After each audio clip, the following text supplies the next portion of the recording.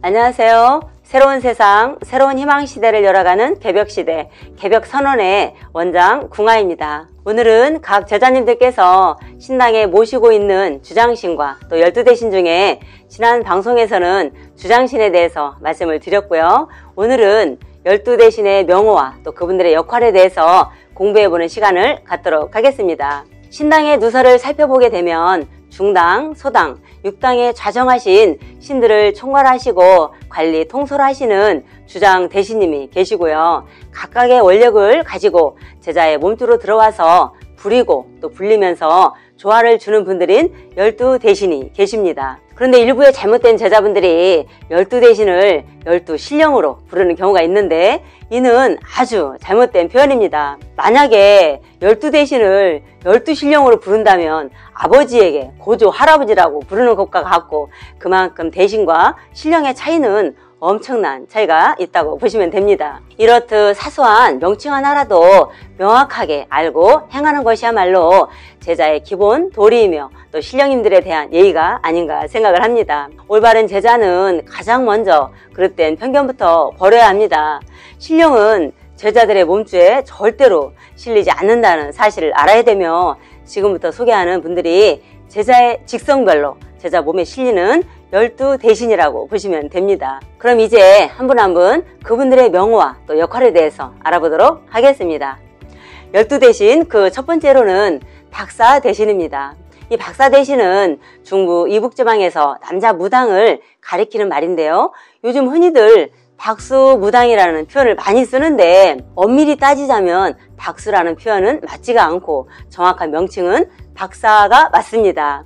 이렇게 불려지는 박사 점사는 남자 제자를 두고 하는 말이었는데 눈뜬 사람은 박사라고 불렀고 맹인에게는 점사라고 불렀습니다. 박사는 모든 것을 볼 수 있었기 때문에 국거리에서 자연스럽게 무당들처럼 똑같은 행위를 할 수가 있었고 점사는 맹인이었기 때문에 독경 외에는 아무것도 행할 수가 없었다고 합니다. 박사라는 말은 황해도, 평안도 지방에서 박사, 또 박세, 박씨라는 말로 사용이 되었고요.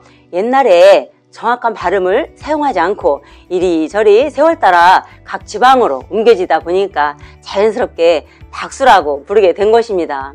이제부터라도 박수라는 표현보다는 정확한 명칭인 박사라 부르는 것이 맞지 않나 생각을 합니다.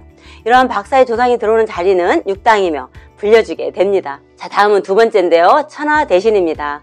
남자 제자에게는 주장신으로 들어오시고요. 할아버지 부려 여자 제자가 결혼을 했으면 시댁의 최고 어른 조상이 되고 만약에 여자가 미혼이면 자신의 신부리 중에서 가장 높은 조상이 됩니다. 천신주력의 3대조 이상으로 천하대신이 들어오는 자리는 소당이며 제자들에게 점사를 봐주시는 분입니다. 자, 12대신 세 번째는 지하대신입니다. 지하대신은 제자의 조상 중에서 4대조 안에서 들어오는 신인데요. 남자 제자와 여자 제자의 경우를 가리지 않고 타성에서 이렇게 들어오게 되는데 예를 들면 나는 김씨고 배우자는 이씨라고 할 때 김씨, 이씨를 제외한 모든 성씨를 말합니다. 대개 할머니나 또는 어머니처럼 외가부리로 생각을 하시면 됩니다. 그러나 미혼인 제자들은 본인의 성 하나만을 기준으로 삼고 본인의 성을 제외한 모든 성씨가 지하대신 주력에 해당이 된다고 보시면 됩니다. 그러나 이혼을 했거나 사별했을 경우에는 상대방의 조상이 평생을 따라다니는데 자손이 있으면 떼어낼 수가 없고 자손이 없을 경우에는 재혼을 하면 과거에 배우자 조상을 떼어낼 수가 있습니다. 주로 이분들은 손님을 넣어주는 역할을 하시는데요. 지하대신이 들어오는 자리는 중당이고 산신주력으로 오시게 됩니다. 자, 다음 네 번째는 천룡대신입니다. 천룡대신은 대감신을 말하는 것인데요. 재물과 복록을 도와주는 신이라고 생각을 하시면 됩니다.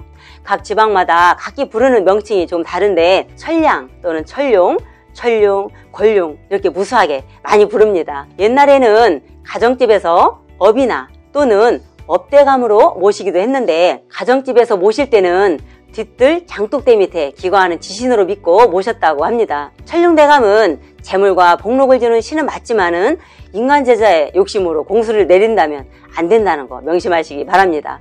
자, 다음 5번째는 창부 대신입니다. 창부는 남자 광대를 가리키는 말인데요. 광대는 연극이나 판소리하는 사람을 두고 하는 말입니다. 창부 대신은 광대의 죽은 망령을 말하는데 이 시는 주로 서울, 경기도 지역의 제자에게서 많이 활동을 하고 각 지역마다 국거리마다 창부거리의 순서가 조금씩 틀리는데 노래를 잘하고 또 춤을 잘 추는 제자, 즉 가무에 뛰어난 제자가 창부거리를 진행하는 것이 의례적입니다. 자, 다음은 6번째는 벼락 대신입니다. 자, 벼락 대신은 명호에서도 느껴지듯이 벼락같이 성격이 대단하다 보니까 제자에게 오실 때도 벼락같이 오셨다가 또 가실 때도 벼락같이 가십니다. 대개 제자의 초반기에 내리시다 보니까 제자들이 중심을 잡지 못하고 깨우치지 못하면 본궁으로 바로 떠나버리는 경우가 많다고 합니다. 벼락 대신의 단점은 성질이 대단하다 보니까 제자에게 뭔가를 지시했을 때 그대로 따르지 않으면 바로 꺾어버리는 성향이 있고 또 그와 반대로 제자가 바른 공수를 받아서 제대로 이행을 하게 되면 제자의 그 어떠한 어려움도 다 해결해 주시고 끝까지 돌봐주시는 아주 의리 있는 분이라고 보시면 됩니다. 벼락 대신이 들어오는 자리는 제자와 신의 직성에 따라서 들어오는 자리가 모두 다릅니다. 자, 다음 7번째는 별상 대신입니다. 별상 대신의 또 다른 이름은 호구별상이라고도 부르는데요.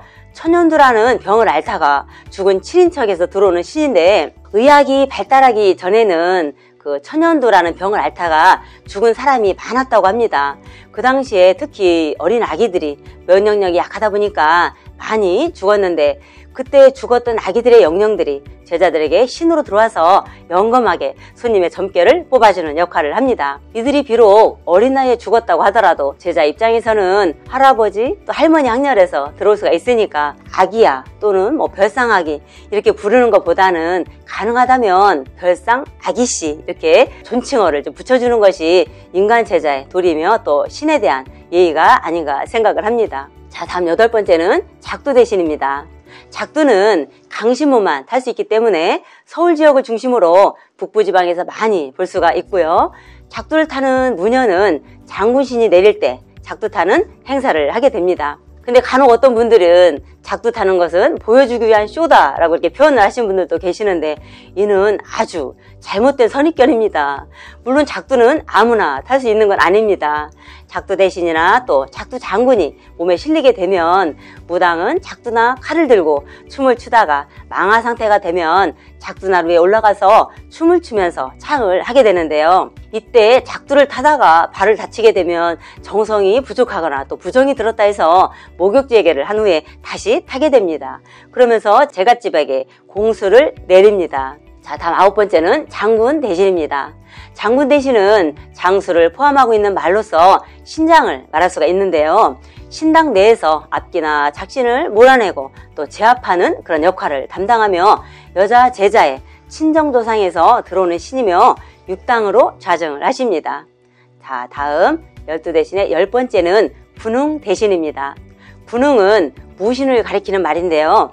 무예와 병서에 능통한 대신으로 신당의 여러 신들을 항상 보좌하면서 주변을 관리, 감독하는 역할을 합니다. 그 중에서 가장 중요한 역할은 주변으로부터 들어오는 모든 액을 방어하는 신으로 생각을 하시면 되고요.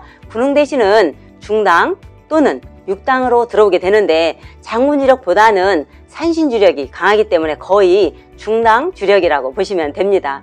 자, 다음 11번째는 호기 대신입니다. 호기 대신은 중국 강남 땅에서 들어온 신으로 간혹 기도 다니다 보면 중국 신이 들어왔다고 하면서 알아들을 수 없는 말을 제자분들을 이렇게 볼 수가 있는데 이는 바로 호기 대신이 실려서 말하는 것입니다.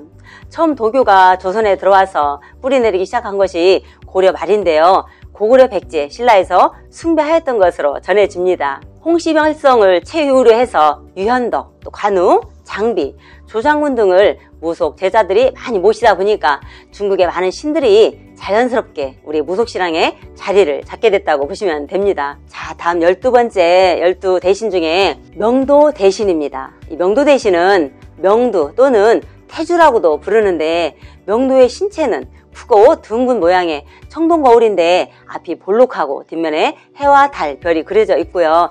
1월 대명두라고 글자로 새겨서 신당에 모시기도 합니다. 혈연관계로 죽은 어린아이의 영을 불러들여서 특별한 의식이 없이 자유제재로 또 점을 치게 되는데, 대개 휘파람 소리로 불러들여서 전목만 전문으로 하다 보니까 영이 맑은 제자는 다른 공수를 받게 되면 한 점 틀림없는 그런 아주 영검한 특징을 가지고 있습니다. 명두와 태주를 확실하게 구분을 해보자면, 여자 어린아이의 죽은 영혼을 명두라고 하고, 또 남자 죽은 아이의 죽은 영혼을 태주 또는 동자라고 부릅니다.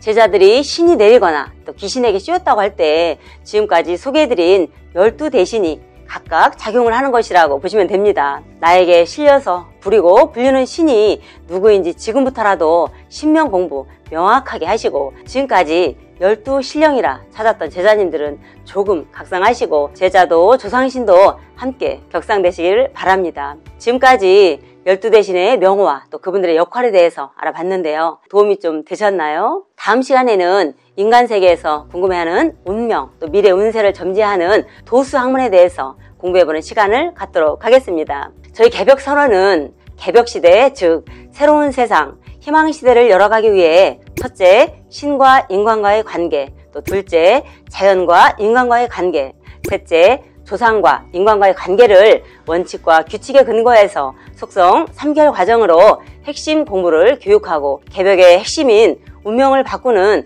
개운법을 통해 명확한 해법을 공부하셔서 능력있고 자신감 있는 제자들이 되시기를 희망합니다. 다음 방영 시간에도 신명세계에 대한 희망의 메시지를 드리도록 노력하겠습니다. 감사합니다.